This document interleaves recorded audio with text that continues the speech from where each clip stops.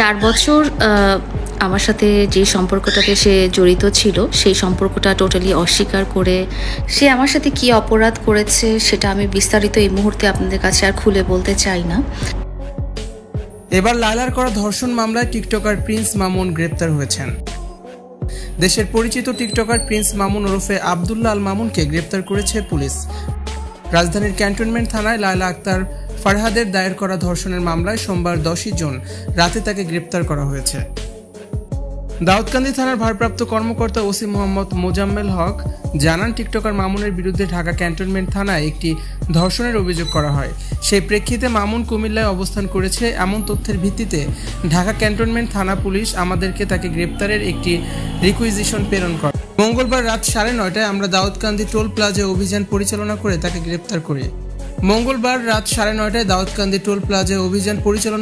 গ্রেপ্তার করা হয়। বিয়ের প্রলোভনে ধর্ষণের কথা জানিয়ে রোববার 9 জুন প্রিন্স মামুনের বিরুদ্ধে রাজধানীর ক্যান্টনমেন্ট থানায় একটি মামলা করেন লায়লা। এরপর সোমবার রাত 9:30টার দিকে কুমিল্লার পুলিশ তাকে গ্রেপ্তার করে। অভিযোগে লায়লা উল্লেখ করেন, মামলার বিবাদী আব্দুল্লাহ আল মামুন ওরফে প্রিন্স মামুনের সঙ্গে আমার গত 3 বছর আগে সামাজিক যোগাযোগ মাধ্যম ফেসবুকের মাধ্যমে পরিচয় হয়। পরিচয়ের এক পর্যায়ে মামুন আমাকে বিয়ে করবে মর্মে প্রলোভন দেখিয়ে আমার সঙ্গে প্রেমের সম্পর্ক স্থাপন করে। সে আমাকে জানায় তার ঢাকায় থাকার মতো নিজস্ব কোনো বাসা নেই। যেহেতু প্রেমের সম্পর্ক সৃষ্টি হয় এবং মামুন আমাকে বিয়ে করবে বলে জানায়, তাই তার কথা সরল মনে বিশ্বাস করে আমি তাকে আমার বাসায় থাকার অনুমতি দেই। 2022 সালের 7 জানুয়ারি মামুন তার মাকে সঙ্গে নিয়ে আমার বাসায় এসে বসবাস করতে থাকে।